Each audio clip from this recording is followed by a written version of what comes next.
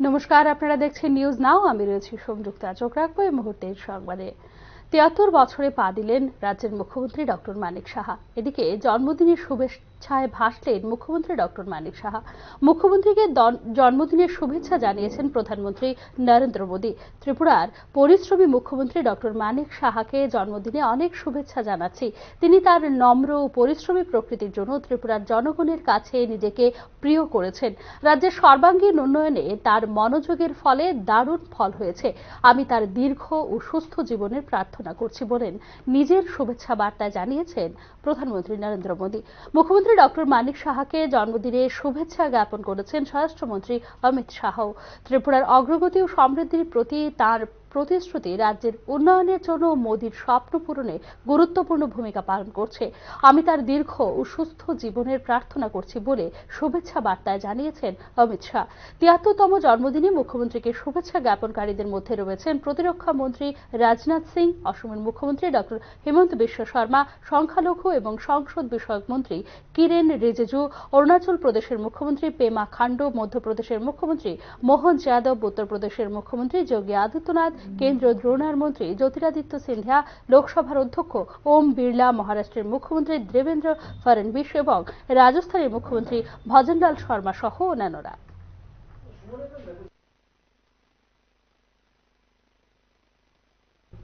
ইসরোর নতুন চেয়ারম্যান হিসেবে নিযুক্ত হয়েছেন ভি নারায়ণা। আগামী 14 জানুয়ারি 2025 থেকে তিনি কার্যকর গ্রহণ করবেন।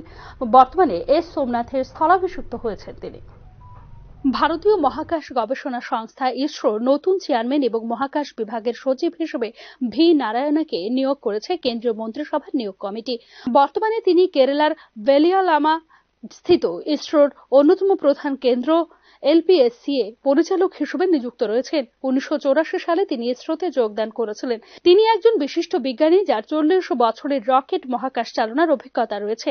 গত 5 বছরে তিনি 41টি উৎক্ষেপণ যান এবং 31টি মহাকাশ যান মিশনের জন্য 164টি তরল প্রপালশন সিস্টেম সরবরাহ করেছিলেন বলে ইসরোর তথ্য থেকে জানা যায়। আইআইটি খড়গপুর থেকে ক্রায়োজেনিক ইঞ্জিনিয়ারিং এমটেক করে প্রথম স্থান অধিকার করেন এবং অ্যারোস্পেস ইঞ্জিনিয়ারিং এ পিএইচডি করেন।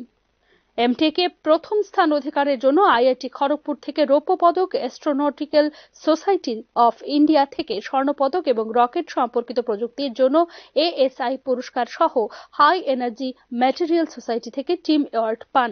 Bureau report, news now.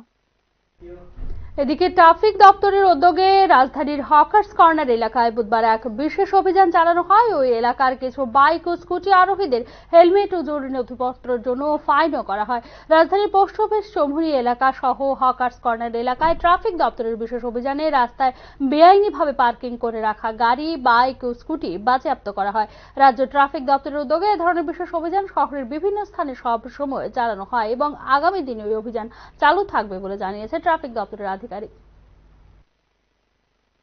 हम लोग तो ये स्पेशल एनफोर्समेंट कर रहे हैं, स्पेशल एनफोर्समेंट ड्राइव कर रहे हैं, तो ये रेगुलरली हम लोग करते रहते हैं। It's our duty. देखा जा रहा है बहुत सारे बिना हेलमेट के जा रहे हैं, आप लोगों ने उन लोगों को चालान भी काटे हैं, तो आए दिन ये सब मतलब ये रेगुलरली नहीं होता, पब्लिक का भी डिमांड है। अगर हम लोग रेगुलरली कर रहे हैं, अलग अलग जगहों पे कर रहे हैं और ये रेगुलरली हो रहा है। এখনকার মতো সংবাদ এখানে শেষ করছি। অন্যান্য আপডেটস পেতে চোখ রাখুন নিউজ নাও এর পর্দায়।